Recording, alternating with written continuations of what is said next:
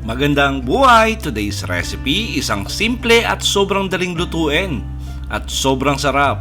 Magluluto tayo ng stir-fried chicken with broccoli. At umpisan muna natin sa pag-marinate ng ating manok. At gumamit pala ako rito ng chicken breast at hiniwa lang natin yan ng 3 to 4 mm yung kapal. Lagyan lang natin to ng black pepper powder, asin, tapos lagyan din natin to ng konting soy sauce. Tapos gagawin natin dito ay hahaluin natin ng maigi. At maganda yan pag naibalik nyo muna sa inyong rep for at least 10 minutes. Para lang ma-absorb ng ating manok yung ating seasoning na nilagay. Then after 10 minutes, nagpainit lang tayo ng konting mantika sa ating kawali at gagawin natin dito ay isya-shallow fry lang natin yung ating minarinate na chicken breast. Approximately mga nasa 6 to 7 minutes or tamang-tama lang na magbago yung appearance nito at maging brown. And by the way, para sa kompleto at tamang timbang ng ating recipe, sinulat ko po sa description box. Ngayon pag okay na yung ating manok, yung ating karne, hango lang natin to tapos itabi na muna natin. At yung natirang mantika dyan sa ating kawali, dyan na tayo magigisa. Tapos lagay na natin yung ating bawang at maganda yan pag medyo marami yung bawang na gagamitin natin at hiniwa lang natin ng medyo pino.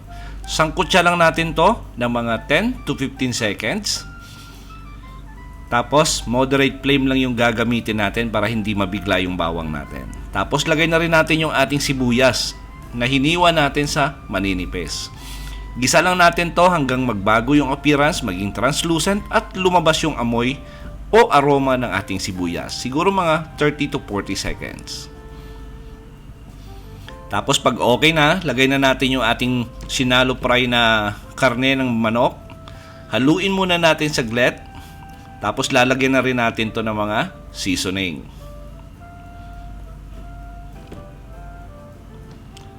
Lalagyan na natin to ng oyster sauce.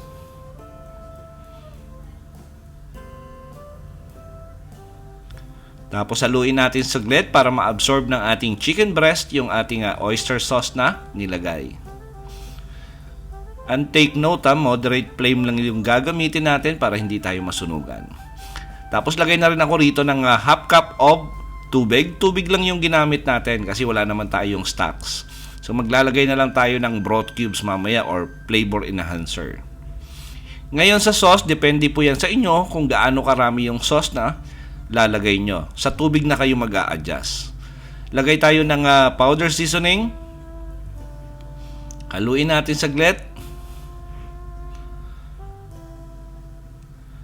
At lalagay na natin yung ating broccoli. At masarap yan pag medyo marami yung broccoli na lalagay natin. Pero kaso lang medyo mahal sa Pilipinas. Pwede na siguro mga 1/4 kilo.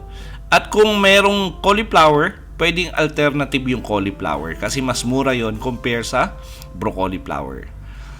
Takpan lang natin to tapos simmer lang natin for about 2 minutes. Then after 2 minutes, check nyo. Ngayon pag ako kasi nagluto ng mga broccoli or gulay, hindi ko talaga masyado well done. Hina-half cook ko lang para may crunch pa pag kinain. Naglagay na rin tayo ng pampalapot natin, cornstarch lang po yan at saka tubig, hinalo natin ng maigi.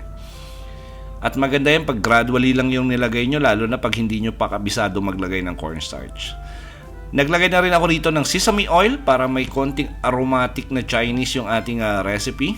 Tapos haluin natin ng maigi, tapos simmer natin for another few seconds, siguro mga 10 to 15 seconds at pwede na natin to ilipat sa ating serving plate.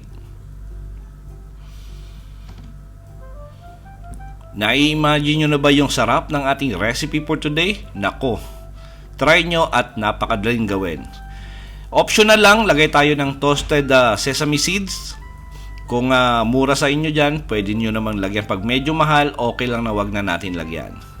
At sigurado po akong nagustuhan nyo yung recipe natin sa araw na to. Please like and share this video. At kung bago kayo sa ating kusina, please don't forget to subscribe at pindutin yung notification bell para updated kayo sa mga susunod pa nating masasarap na recipe.